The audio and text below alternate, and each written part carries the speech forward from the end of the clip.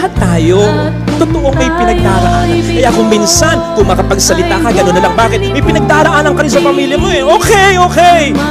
Pero, hindi lahat tayo pare-pareho ng pinagdaraanan. Hindi totoo yung kasabihan, we are all in the same boat. Sapagkat yung iba sa atin, naka-cruise ship. Yung iba sa atin nakabarko. Yung iba sa atin nakabalsa. Yung iba sa atin styrofoam na lang ang hawak sa gitna ng karagatan ng problema. Ikaw, maganda pa support system mo eh.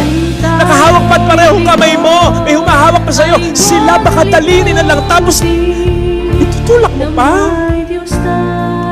Yes, sana mga kapatid, in this world where the devil has spread so much hate, piliin nating maging mabait.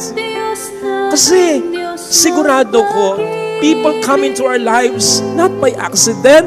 It's either pinupapunta sila ng Diyos sa atin o tayo ang pinapapunta ng Diyos sa kanila.